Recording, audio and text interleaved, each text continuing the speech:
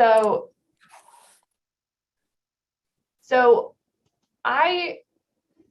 you discussed last week having a review of this program, this exemption from Act 250, and trying to have there be data collection and analysis to see if this exemption had any impact. So I was trying to capture that, and I included people in this group that have, so we have economic expertise from the Act 250 office itself, and then some housing expertise, and then joint fiscal to maybe do some data analysis. But I wasn't entirely sure what you were looking for them to report back on exactly. So I hope I captured it in subsection C, but please let me know. Okay.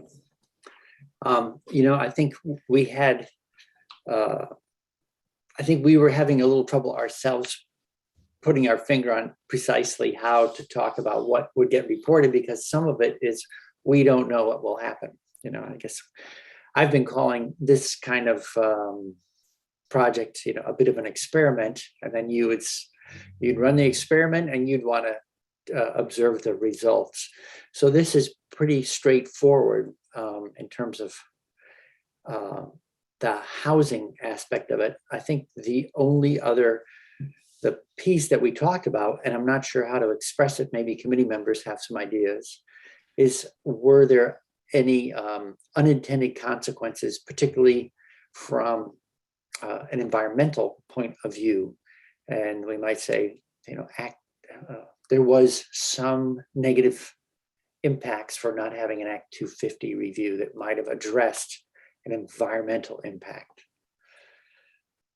And that's the only one that I see missing, at least thinking about it this morning.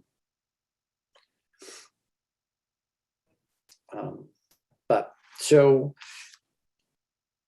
and that all right. Any committee thoughts on what you would want to look at in a report?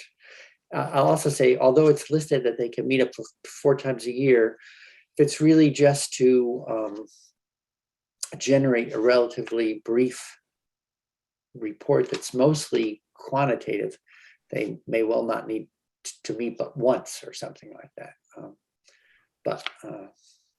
Are we saying how many times they actually need to meet?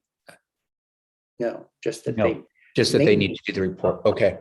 They need to report, and they can meet up to 4 times. Okay. I'm guessing that these, as long as the data collection was going on, it should be fine. Yeah. It would be, they may only meet once or twice. Okay, so I'm going to put a note to myself to think about environmental impact language for that section C. And otherwise, I think you've captured what I heard us talking about last week. Yes, and I was very light on the details on the structure of this working group. So, please let me know. I also wrote this, very recently. So I wasn't sure how formal of a group this needed to be. I have my sense is it's a very competent group that's just going to get together, that we have different perspectives. They're going to gather some data, put it together in a format, and JFO, the point of having JFO was in there that they're expert at that sort of data gathering, analysis, and presentation. And then we wanted a variety of different perspectives in the committee itself to help make sure that we're not, that things they deemed relevant to report out could be included in the report. And just to note in passing, it is a report shall contain including, so they have much greater latitude than just sticking to the numeric analysis that's called for in C at the moment. Okay. I'm not seeing any hands. So one more section. Right, so finally, there's a sunset, so the subchapter shall be repealed on January 1, 2027, which is the ARPA funds need to be expended by December 31st, 2026. So yes, so this would be a, 4.5-year exemption for these specific types of projects. All right. Thank you very much for your work on that. And I guess, oh, right, there are a few other edits in the bill, but not too many. Correct.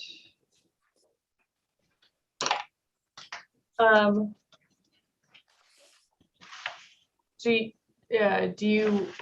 you want to talk about this section, or do you want me to just go through the other ones? I think the other ones are so light. Let's go through the other ones just to finish off that review, and then we'll come back to this, which seems like the heart of today's discussion.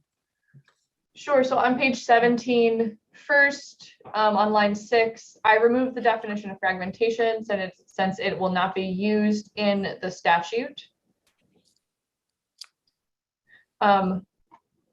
Then in section 9, the section that amends criterion 8 of Act 250. So you requested a small change here. So you asked to have rare and irreplaceable natural areas added to criterion C. So it's struck from criterion 8A and moved to page 18 in criterion 8C.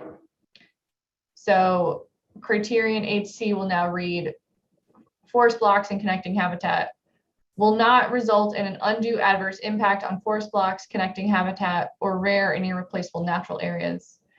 If a project would result in an undue adverse impact, a permit may only be granted if the effects are avoided, minimized, and mitigated in accordance with rules adopted by the board. So let me double check with you, because I'm not remembering our conversation completely. By not having it. Okay, sorry. Now I'm recollecting. All right, so it's in 8C where we wanted it directly. I just wanted to make sure we weren't leaving out that provision in any way that we would have ever intended. Senator McCormick. Well, we should talk about that maybe, but yeah. Senator McCormick. Senator McCormick, you're on mute. Yeah. Sorry. Feet on the ground. What is the difference between the old and the new with this move?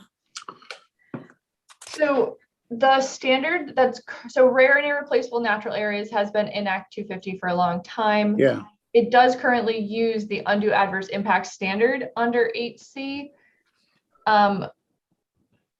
Moving it, so my only slight concern, and this is maybe just a drafting issue, it's not directly addressed in your next section, section 10. So you're doing a couple of things here. You're adding rare and irreplaceable natural areas to 8C. There is already a lot of precedent on how this criterion works up above. But now that you're adding it to 8C, this language, the second sentence of 8C is not in the statute above, which requires avoid, minimize, mitigate. So that is a change. It potentially, so that is a change. Currently, it's just an undue adverse impact that needs to be analyzed for these areas. However, rare and irreplaceable natural areas are not addressed in your rulemaking section, and I went back and forth about what if I should add them to this section without any direction, and I didn't add them because so the question for the committee is, because they're now an 8C, would you like the new 8C rule to also address them? It largely could just incorporate the precedent that exists for this criteria and above. So that's. Okay. Well, can Well, I? my question was more basic. My question really is why are we moving it? Because the chair And- asked me to and- move it. I don't. And then we will get to the question you answered, because that's a valid question, but it's moot if we don't answer the first question, which is simply, what is the benefit? What is the purpose of moving it? Right. So that's why, so I have a little bit the same question, to just be clear about it. And I thought it was a question of clarity. So up above where it's listed, it's under aesthetics. And I thought that the point of moving it below to C is because we're not talking about aesthetics above, where the rare or irreplaceable natural areas was really functional and related to forest blocks and habitat. And so it was just a question of moving it to a place where it would be interpreted in concert with the very thing we're talking about, which is not aesthetics, but the quality of the habitat. If we're unintentionally weakening it at all, then I would want to know that. But that was my sense of why we discussed it and said, oh, okay, well, fine, move it. It would seem to me, perhaps, that we could address the aesthetic issues, the beauty of the forest under aesthetics, and also address the function of the forest in the later section as habitat, as just a healthy. So they kind of are separate issues, But right. in Maine, for example, when they clear cut, they leave a nice green border next to the highways, so you don't see so they've taken care of the aesthetics there for 90% of the people. Only see the forest from their cars anyway, but but they haven't really taken very good care of the forest. Right. Well, so let me then go back to council as you were and say, does it make sense for you as someone who knows Act 250 that we would take this kind of functional phrase, rare and irreplaceable natural areas, and just associate it with C? Did we lose any protection or by striking above and moving it below? Are you asking Ellen or me? I'm asking our council. I think he was asking me. I don't have an official legal opinion on this. This was considered so this was considered previously in the House on H926. I honestly don't really remember the testimony from that time. Other than I think the logic being rare and irreplaceable natural areas have more in common with forest blocks and connecting habitat than historic sites. I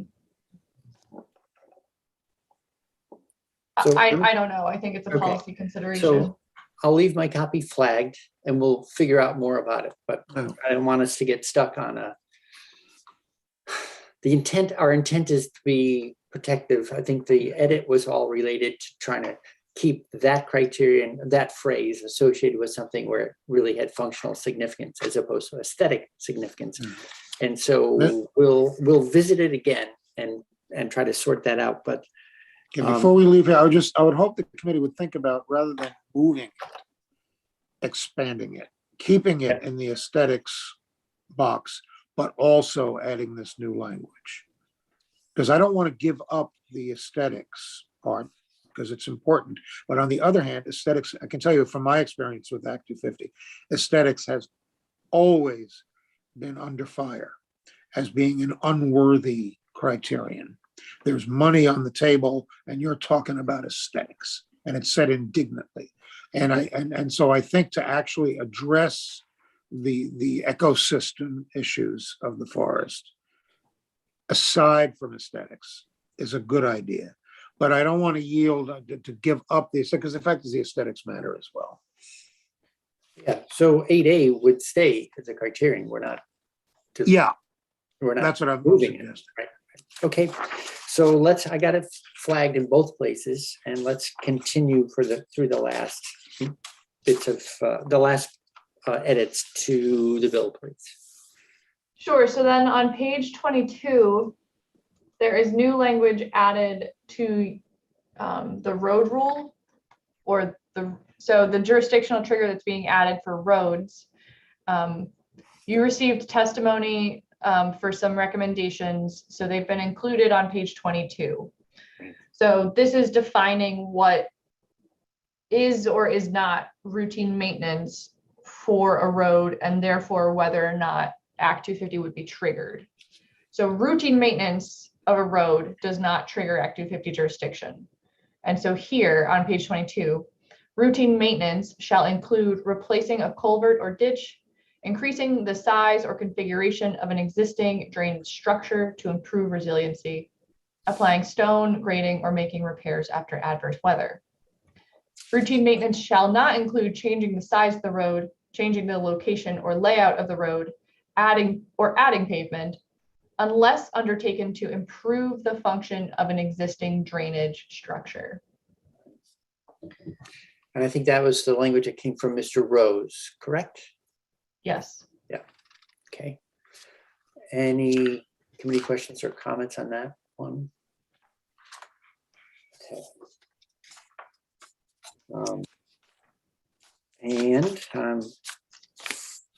So through.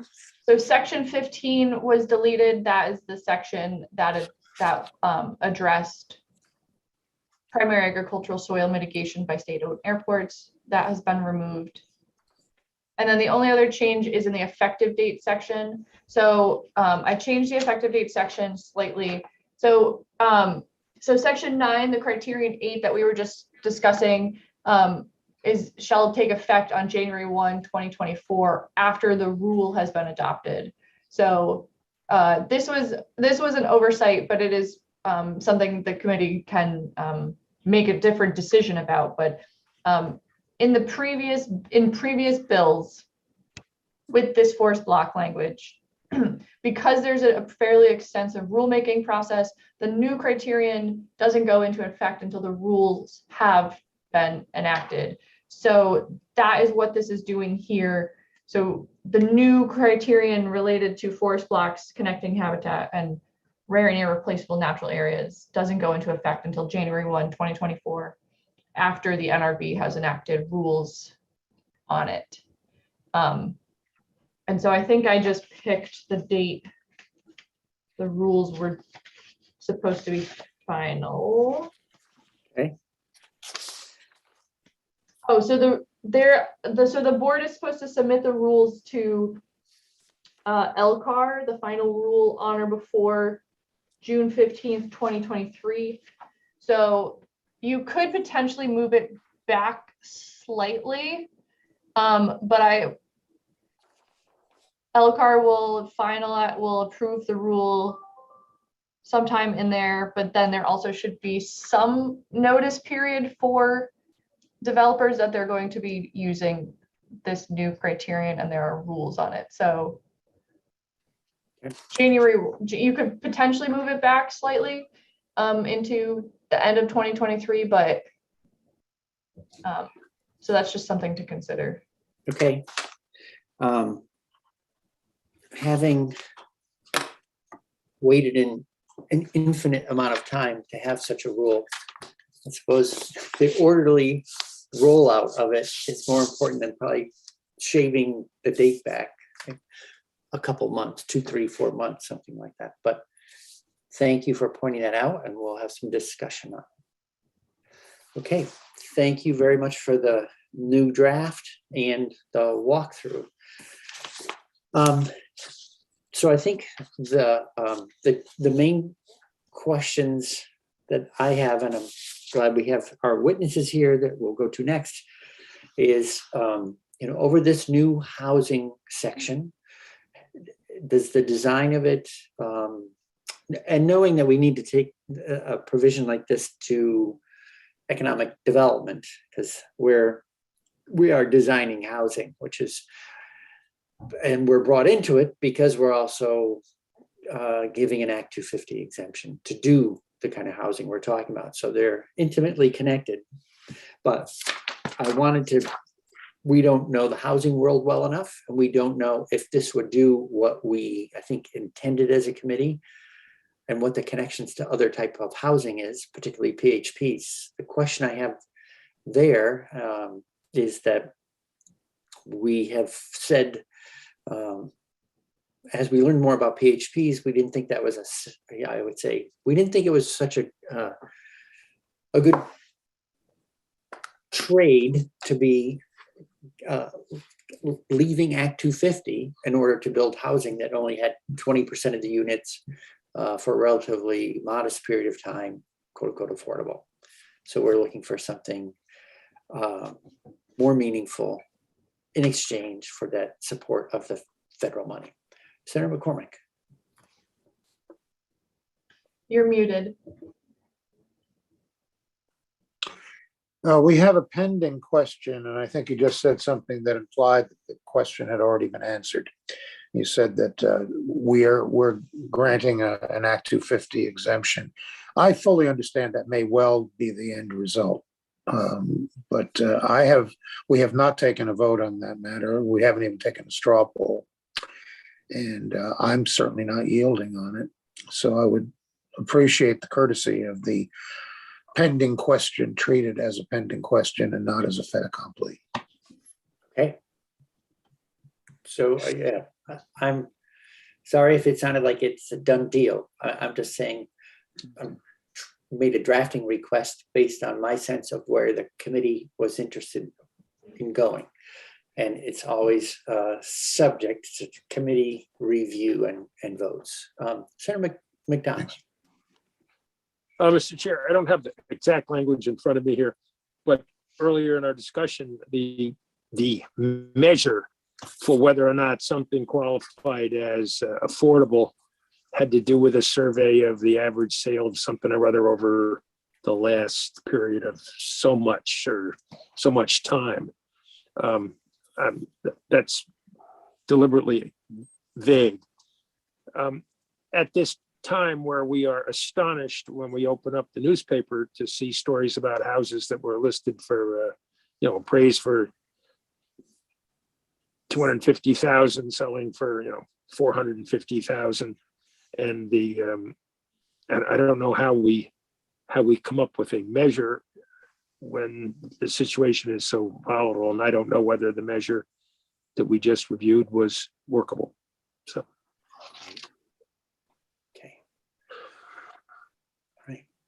And so we'll have some help on this morning. Okay, great. Any other committee questions or comments before we go to our guests this morning? All right, so Ms. Holler, good morning. Thank you for joining us. I think you know what we're aiming for. But if not, let us know. And I see at least two things to be sorted out. Are we expressing well what we're aiming for here in a way that would work if someone agreed to it? And then secondly, what's the relationship between this and priority housing projects, which may or may not, I don't know, receive ARPA money? And to me, it begs the question of, if current priority housing projects can receive ARPA funds, why would any developer be drawn to building projects according to these more stringent standards around affordability? So I'll pause there because that's quite a few big questions all in one. Morning, Jen Holler with the Vermont Housing and Conservation Board. And I have not had time to really think through what the implications would be around your current draft. It's pretty fresh to me. So what I'd like to be able to offer is maybe some background on ARPA funded housing projects that could inform your deliberations. Great, thank you. Let me say even before that the priority housing, I've previously testified on this bill and commented on the value of having priority housing projects defined within Act 250 and the incentive it provides for developers to include some level of affordability in their projects in order for that regulatory benefit of not needing to go through Act 250. So that remains the testimony today that priority housing projects are an important feature of Act 250. But it helps me to think about it sort of purely in the regulatory sense. So it's a permitting definition for permitting purposes. But when you look to what actually drives the affordability levels and the location and many other things related to housing projects, it's really all about what the local community needs are and what the funding sources are, what the demand is. And that's what I'd like to speak to a little bit more today. So priority housing projects are, well, their affordability levels will be, again, driven by their grant sources, their financing, what kind of lending they can get, what the needs are for in that community, and then what the actual market is. And if in meeting all those things, it also happens to meet the definition of a priority housing project, then it can it has a smoother path through Act 250. But really, it'll be those other things that drive those decisions much more than the. So there will be very few projects out there that meet the affordability definitions exactly as they're defined under priority housing projects in Act 250. So with that, I think what I'd like to do is to talk a little bit about the ARPA funds. And if it's okay, I've got a few slides to share, which I think might help. Sure. I need to ask, I should have done this in advance, but I'll need to ask Jude to give me screen sharing ability. I think you should be all set. But while she's doing that, let me say that the American Rescue Plan Act that Congress passed included a great number of housing programs. So some were specifically for housing through what we call categorical grants, which come to the state through different kind of federal funding housing sources. As you all know very well, there also was $1.25 billion that came to the state through the State and Local Fiscal Recovery Fund piece of the American Rescue Plan Act. Vermont has been deciding how it's going to use and allocate those funds. And the legislature and the governor have agreed to allocate a significant amount of those, which we call ARPA SFR. So ARPA State Fiscal Recovery Funds, to distinguish them from other kind of housing funding that comes from the American Rescue Plan Act. Oh, now I have screen sharing ability, so I'm going to pop up the screen here.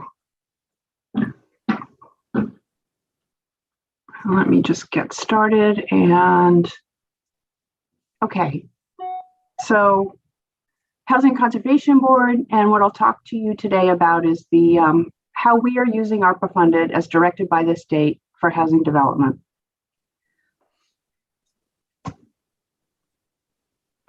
As I do that, I want to take the opportunity to remind the committee that VHCB is about housing and conservation. So even though we will talk to you with great urgency around the need for the state to create more housing and more affordable housing, we always do that from the perspective of we need to do that in an environmentally protective way and in a way that's consistent with our land use and development patterns. This happens to be the northern border of Bennington near Shaftesbury, and you can see that traditional community settlement pattern, and that is always the lens through which VHCB views all our programs, including housing. So whatever emphasis we place on the need to advance housing, we always do it with an eye of making sure it's in the right places, and that it does not compromise the environment. So I want to be sure that I'm not, you don't get the sense I'm just here pushing housing at all costs.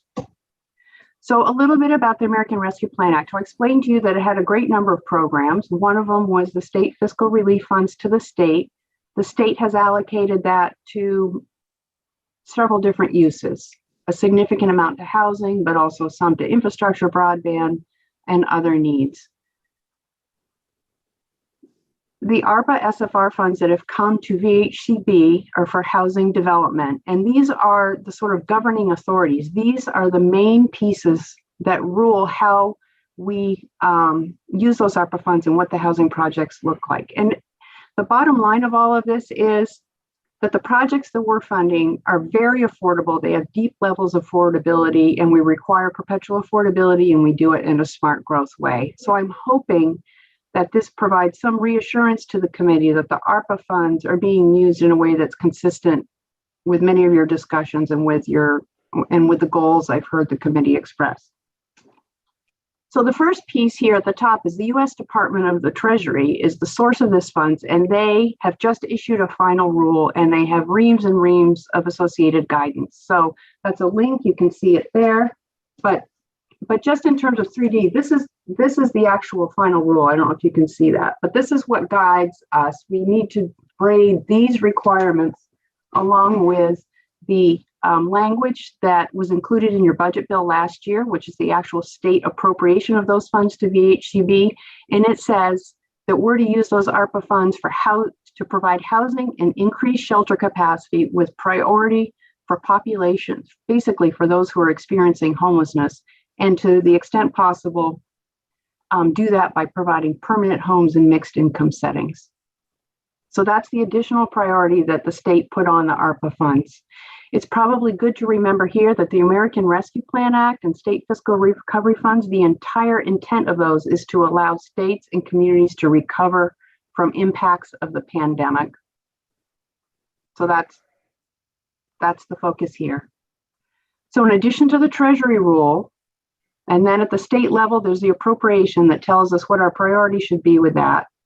Then the Vermont Housing and Conservation Board adopted ARPA state fiscal recovery guidelines and procedures, which embedded those first two layers of requirements and emphasized that the priority for this funds are for housing is on housing that is affordable to those experiencing homelessness. And if a developer receives a grant from us of ARPA funds, they need to commit to working with a local coordinated entry system and providing a mechanism for supportive services.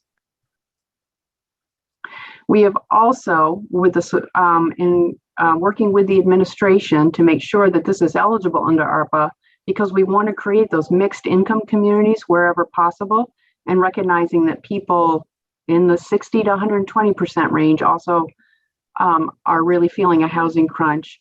We now have sort of the authority or the permission to use ARPA funds for housing units affordable up to 80% of the area median income. We're working with the administration to explore whether we can justify under the ARPA rules to go up to 100 or 120% and to include some home ownership activities, but that has not yet been determined. So the additional requirements that VHCB has placed on the use of these funds, because we think it's really important, is that we're requiring them to remain permanently affordable. So if a public or private developer gets ARPA funds from VHCB for a housing development, the portion of it or the ARPA funded project has to remain permanently affordable, and there are housing subsidy covenants that come along with that to ensure that that's the case. I want to stop there for a second and say that this has historically been VHCB's practice when we certainly do it with state funds, but also when we've administered federal funds that don't necessarily have that, they have a shorter affordability requirement. We have added the permanently affordable layer to that. And you may recall seeing, and that has served Vermont well. You may recall seeing some headlines recently about a property in Winooski where a private developer is displacing, sent eviction notices to 24 families in the city of Winooski, including new Americans and large households and lower income folks. It's really distressing. That same owner also has properties that were previously funded with federal funds, including through the Housing and Conservation Board. He bought the properties from someone else. Those have permanent affordability restrictions on them. It means that he can't do the same thing with those properties. He can't flip those properties because of those restrictions. So that's something that Vermont has layered onto projects when we use federal funds. And that is the case with the ARPA funded projects that we're making awards to now. The other additional criteria that we put on is that a major consideration and priority is that these projects be located in smart growth areas. So I'm wondering if maybe it makes sense to pause there for any questions or if I should keep going. Well, it's very helpful to see this because you're laying out things that are very much like what we're proposing. And, you know, the ARPA funded projects request was an administration proposal through the NRB, and we've reinterpreted it some. So this is not just exactly what they asked for, but I can see that the rub right from the get-go here is that if the maximum cost is only income level is 80% of AMI, then I think the thing that we've talked about in committee is that missing middle, and it wasn't only just 80 to 120%, but you know, people were talking about even higher numbers, like we put in our draft bill 150. So anyway, so it's good for us to be seeing that we have a construct that runs contrary to the provisions at the moment of ARPA. Yeah, and I can talk a little bit more about that a little in a few slides. But you know, one thing for the committee to think about is that there are already a lot of parameters around these ARPA funded projects, and it's meeting deep levels of affordability. And if your goal is to allow ARPA funded projects to advance in a timely way, then I guess the question for the committee is whether the structure that's set up in your new draft accomplishes that. Sure. Okay. So to go on, so the ARPA funding, this is, oh yeah, Senator McDonald. Mr. Chair, the witness has, on one hand, been very helpful going through the various funds and names and exemptions and descriptions in an effort to help us understand better where the money is going and how well it's serving people of low and moderate and particularly middle. I just am not sharp enough to have followed the witness as she has gone through this from one sentence to the next. It's difficult. And, that's my failing, I'm sure, not the witnesses. So I'm curious I'm eager to understand it more carefully than I have it in my head right now. Thank you. I am sure it's the witness's fault. So, and I think the simplest thing for me, Complicated stuff. It is complicated stuff. The projects, the housing development projects that have been funded and will be funded through VHCB, and we are doing most of the housing development funding, have a lot of requirements and strings, and they are at deep levels of affordability, deeper levels, much deeper levels than what the definition of priority housing project. So the committee's concern that the ARPA funds are not being used to really provide really truly affordable housing, I'm hoping are alleviated. Okay.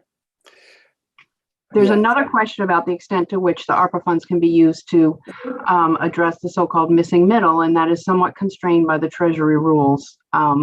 but there are people, I mean, we and others are working to stretch those a little bit. So it might help for me to keep going if that's okay. And Yes, please. so this just gives you a sense of what ARPA funding is out there for housing development. The legislature has already allocated $64 million to VHCB last year's budget. There's $24 million in the Budget Adjustment Act that's in conference committee right now.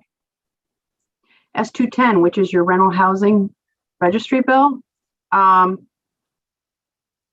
Appropriations Committee added $20 million for what's called the Vermont Home Improvement Program, which runs through the Department of Housing and Community Development. That would be with ARPA funds too. So that's another housing development, but it's smaller projects that wouldn't trigger Act 250. The governor's proposed another $50 million to VHCB for the same type of housing development that we've been doing in FY23 budget. And the final point that I want to make here, and then the governor's budget proposal also proposes using ARPA, 10 million of ARPA to subsidize the development of starter homes through the Vermont Housing Finance Agency for the missing middle. So stretching those ARPA eligibility requirements to try to get to the missing middle. So that's something that's under consideration and not in place quite yet. And then the last point I think is important to make, that the ARPA funds, because they have a lot of rules and restrictions, we have to blend them with other funding sources in order to stretch the dollars further and create as many homes as possible. So these are a few examples of the type of ARPA funded projects we've done so far. I should say that because the great urgency was around housing the homeless, the first projects we've done have been more around trying to use existing housing and not new construction. So the one in St. Johnsbury, it's an old hotel. It was home to seniors. It was on the market and for sale, and the owner realized it's on a beautiful overlook, and it's right next to 91. And the owner realized that he could sell it for a higher price, but the lower income seniors that are there would likely be displaced because that person could jack up the rents. And so he sold it to the local housing nonprofit, and that was used. Rural Edge used ARPA funding to do that.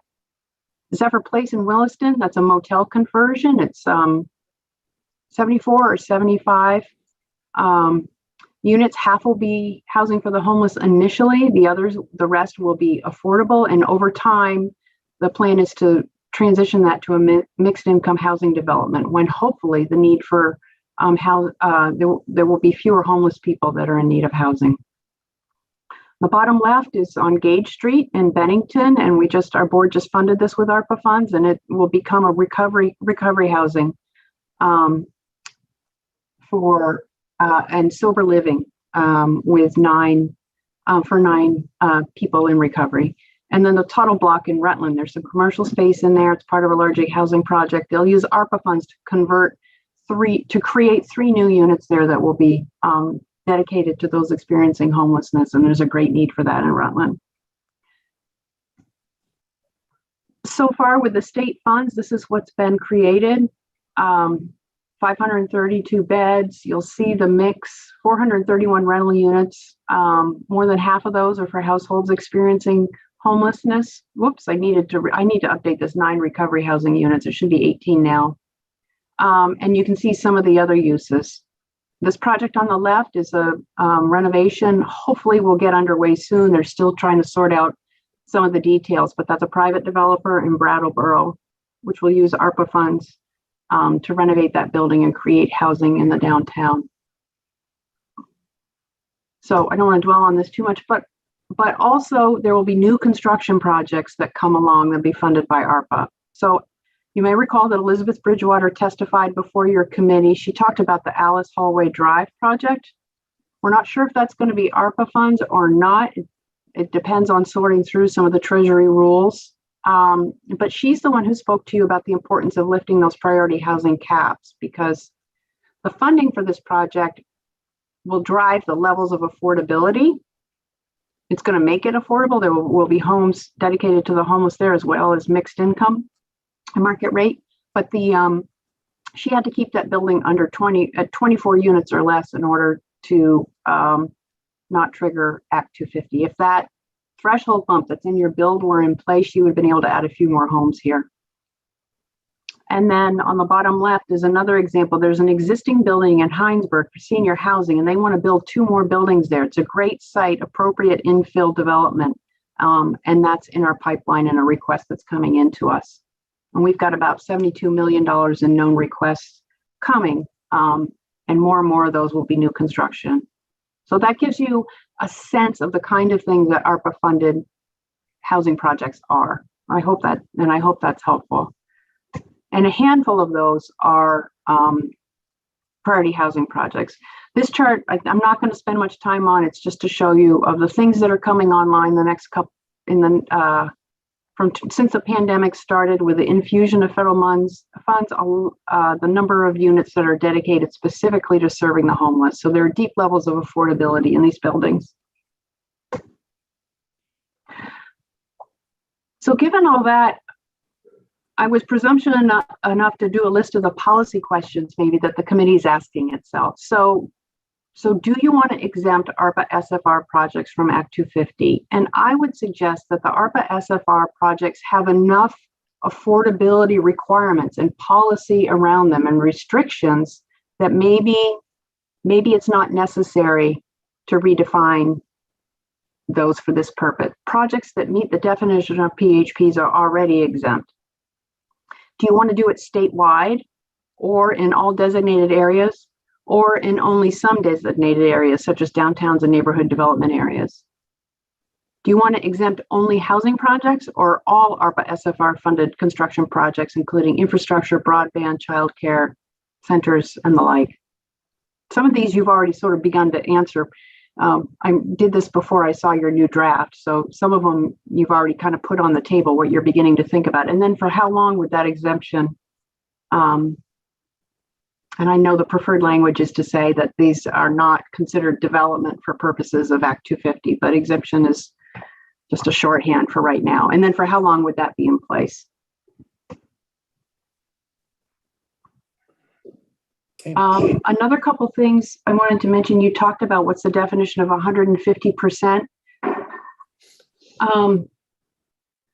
Not to be glib, but I can't help but mention it that all of our affordability charts and the HUD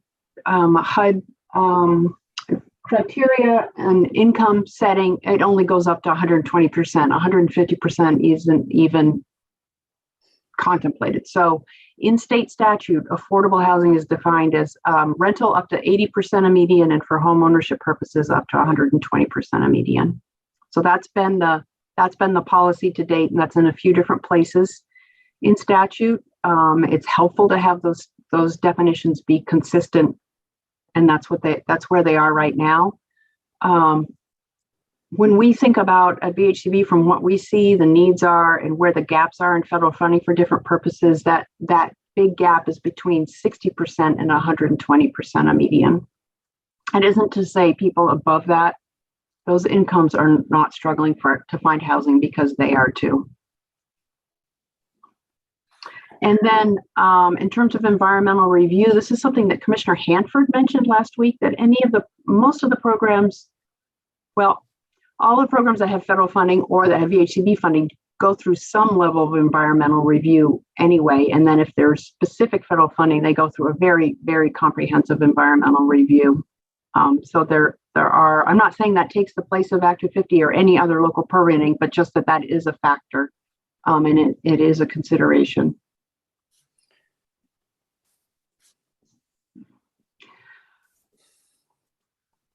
I know that Chair Haskell gave you a list of priority housing projects from the last few years recently, and I think maybe there were 24 or 25 projects on there. I don't know if it's helpful, but I would say that about a third of those were affordable housing projects that we have funded, just to help you figure out that. And then another data point that might be helpful to know, that Evernorth, which is formerly known as Housing Vermont and does development all across the state, they've got about 25 projects in pre-development, and maybe a third of those are priority housing projects. Great. Well, that's very helpful in terms of filling in the picture. So thanks for all that information and pulling together those questions as well. I do have a question about affordability. I mean, the strain we've talked about in here, and I think Ms. Collins may have mentioned it on her previous visit, is that they're all based on income, and the rate of growth of housing costs has outpaced the rate of growth of income. And so maybe once they traveled together pretty well, and so one was a good proxy for affordability, but now they're not, and we're not the only ones, I'm sure, thinking about this. So what's a way to address the fact that incomes are being outstripped by housing pricing? Even if we're, I mean, how do you adjust I don't know that so in other words, maybe we wouldn't define it based on income, like it now isn't a particularly good match in terms of policy. I think that's right. I think that there's real challenges. And so then the question becomes, is there a better way of defining it? And I don't think that that's an easy thing to answer. And of course, we'd all love to see people's incomes go up. That would be the best answer. Yeah, Senator Westman. I would say also we're tied to the fact that the policies around this were set with a certain mindset and a certain time, and the market and all of this has moved faster than our policies are moving. And the question is, how,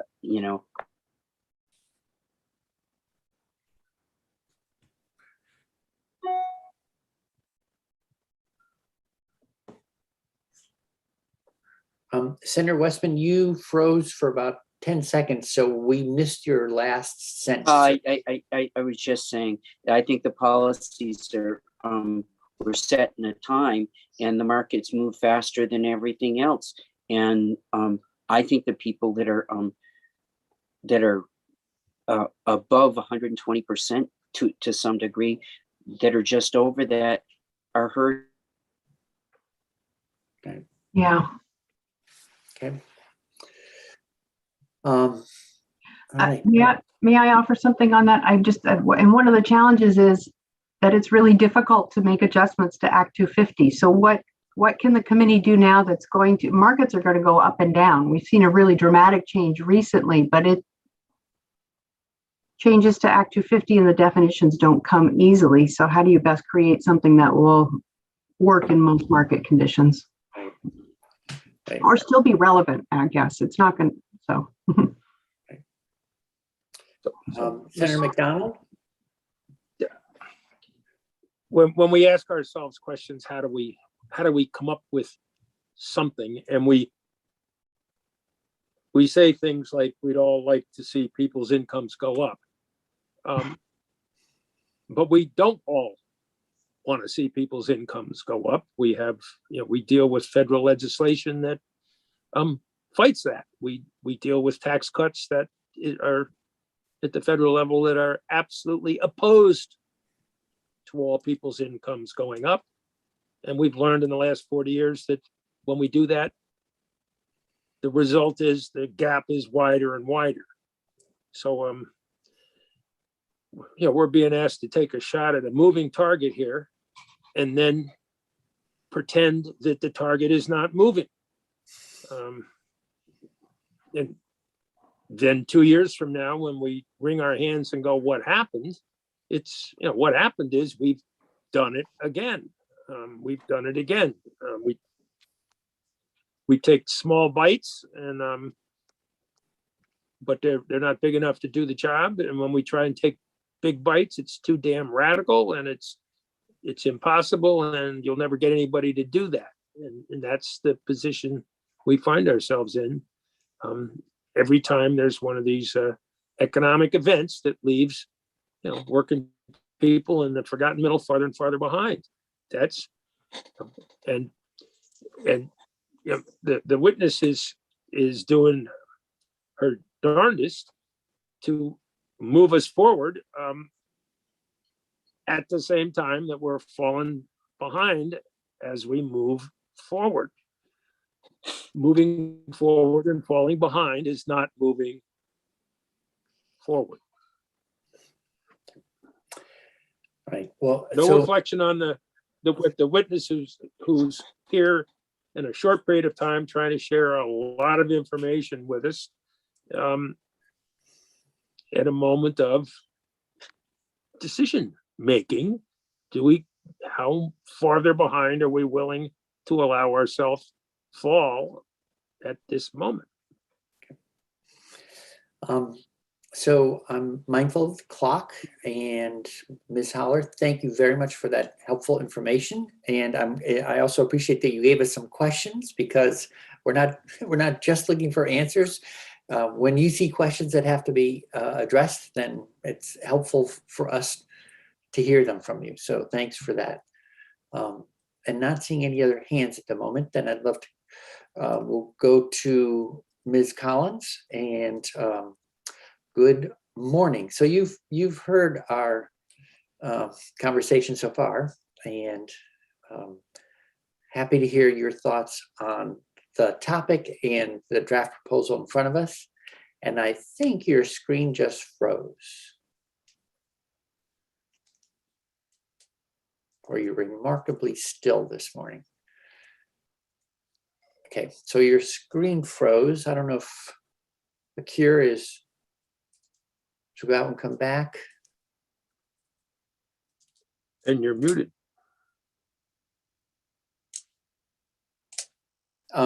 She unfreezes soon. She will do an excellent job of filling in the gaps that I may have left you with.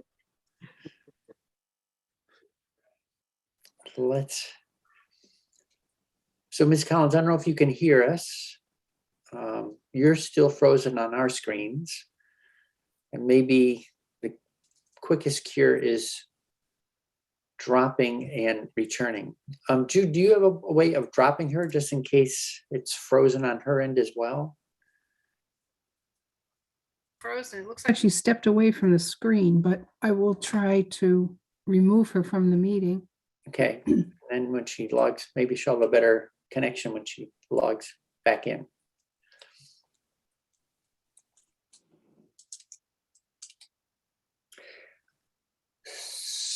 So let's just give it all a minute.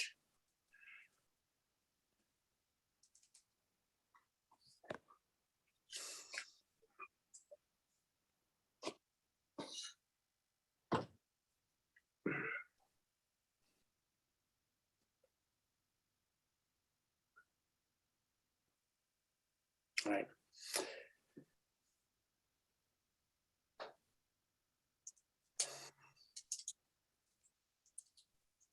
So not seeing Ms. Collins reappear yet. We invited, belatedly, my fault, Ms. Haskell, NRB Chair Haskell, to our meeting this morning, just because I wanted to make sure that even though we weren't necessarily asking for testimony, that she could hear the discussion firsthand. And if you had thoughts that you wanted to share on the discussion as we make our way through it. So, this is just a new working draft that came out this morning.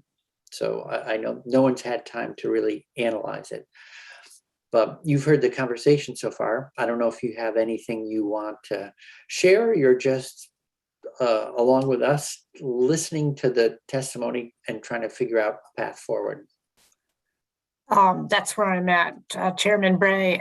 The information that Ms. Holler presented was very, very helpful to me personally, and I'm just kind of soaking it all in. Okay.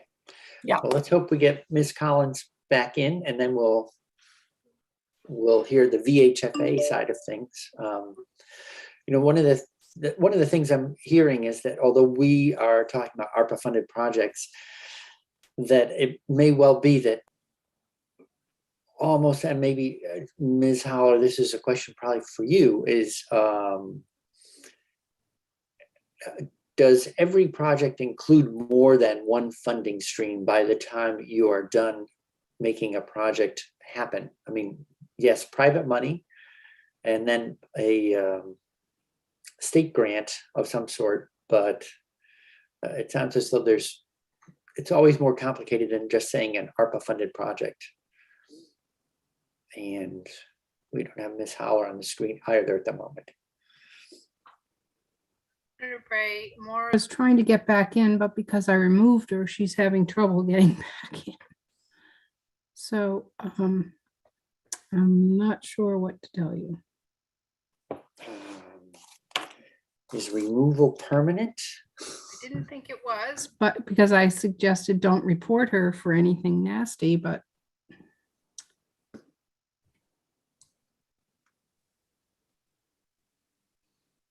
I've never had anyone not be able to come back in before.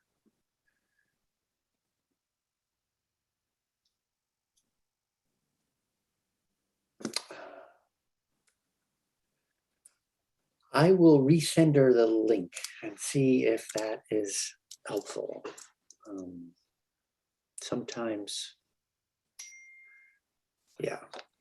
So I think, you know what, while we sort out some electronic hiccups, let's just take a 5-minute break, see if we get people back on. That way people can stand up, stretch, whatever. So it's 11:27. Let's reconvene at 11:35.